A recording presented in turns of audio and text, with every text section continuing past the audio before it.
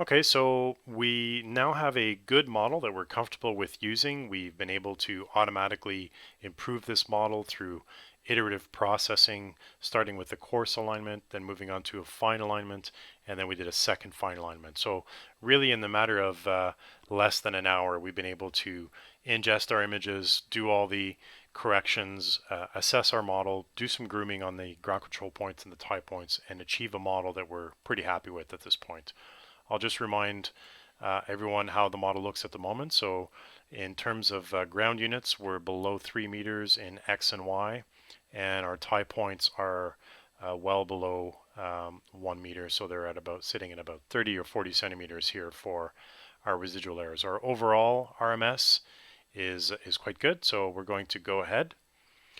So in the same project, we can pull down the processing step list and go to the DEM from stereo step. And what we can do is we can actually generate elevation data from the stereo overlap in the data. So we have the option to automatically select the best pairs. The software will assess the overlap of the different images and pick the best pairs for producing the epipolars. And we can add those epipolars to the table, and we can go ahead and start to generate our epipolars. So these will be created in the stage 3 folder. We should see stage 3 auto DEM work will be saved in this folder here. Okay, so as you can see, the epipolar pairs have successfully generated. If I go into the folder here, you can see that all of the epipolars are stored in that folder. So I'm going to hit OK and close this down. And now I can use those epipolar pairs to automatically extract an elevation model. So I'll simply select all of the stereo pairs that are available that have been generated. And I will select create the geocode DEM option. So I will generate the elevation model at 1 meter. And essentially I can go ahead and hit extract, and in a few minutes I'll have my DSM. The DMs have been successfully extracted, and here we have a merged file with all of the DMs merged into one file. So let's take a quick look at that. So we'll just drag and drop the DSM into the project, and we'll zoom out. And we can use our DEM editing tool to take a look at the quality of the DEM, which is a nice tool to be using. Looks like there's a few failed areas, but we can fix those very easily. And as you can see, the quality of the information that can be extracted from this old historical imagery is really quite impressive. Here we have actual individual dwellings that have been successfully extracted. We can also toggle here between the elevation model and the imagery, the underlying imagery that was used. And we can see forest height. So here we have an idea of the forest tree stand.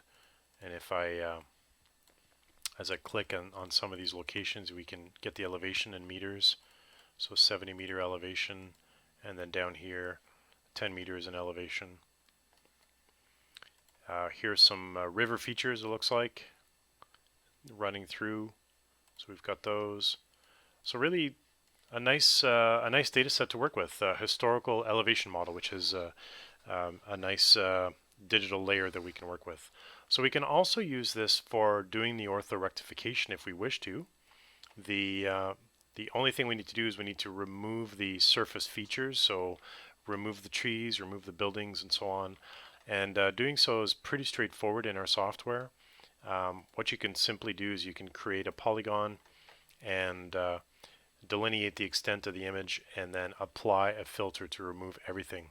Now before I do that, I'm just going to make a few changes to the model. So we can see here that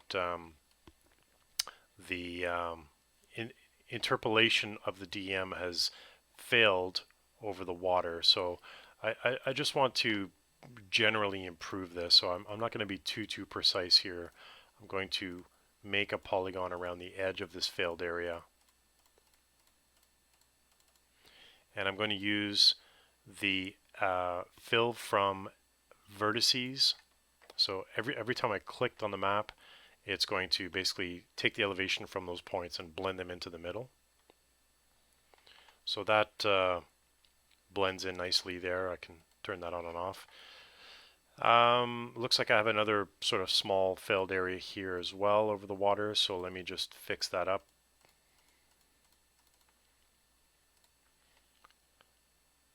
And let's see where else, if I have any problem areas. Down here looks like. Let's take a look. Again, a water body. So let's just roughly make a polygon to sort of flatten that out.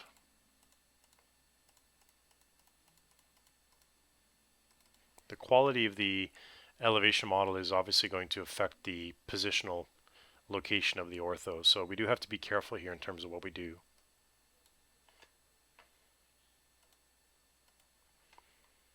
And let's see if there's any other areas that need to be fixed.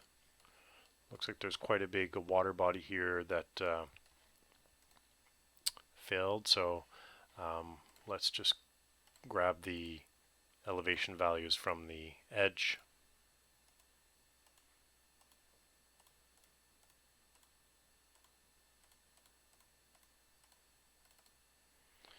And what's interesting here actually is you can preserve, you can see there's an island here in the middle. So I can actually preserve the what looks to be like the correct elevation values here. So I'll select the polygon on the outside and I'll do apply from vertices, and you will see that it only fixes the elevation data that doesn't touch the inside polygon. Now, if I wanted to cover this other area, I would basically do apply with overwrite, and it will remove that feature. But that's a nice way to sort of preserve internal features that don't need to be edited. So if I turn that on and off, you can see that things are looking pretty good. I'll turn on my vectors again. Looks like there's a failed area in here. So it looks like a road. So I'll just make a rough polygon here. And I'll fill from vertices. And here in the downtown portion, looks like we have a little bit of a failed area in the middle of this raceway. So let me just fix that.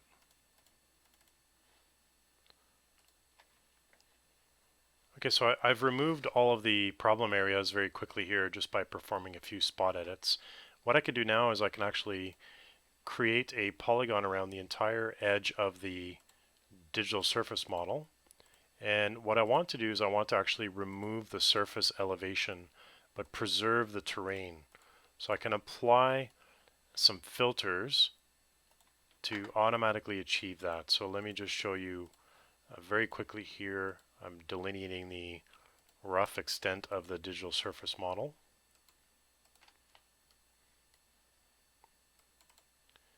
And instead of fill from vertices, obviously, I have other filters. So what I want to do is I want to flatten the surface features and be left with the terrain. So this is the terrain filter, and the terrain type is flat. I'm going to leave the size of the objects to 100. This is in pixels, so anything that's 100 pixels is going to get detected and removed. And then I can also play with the gradient. So let me just zoom in here on some of these areas and you'll see what happens when I apply this filter. So these are the buildings, recall, and instead of using apply, I'll do apply with overwrite, so that will apply the filter across the entire terrain, even the areas where I've created some other polygons. And so anyway, you can see that this is really providing us with a good digital terrain model that we can actually use to generate our orthos.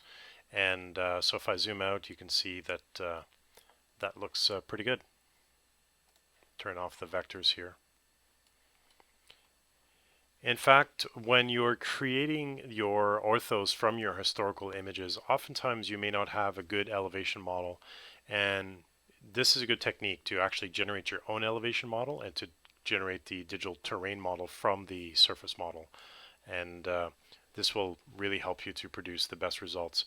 So what I can do now is I can simply save that.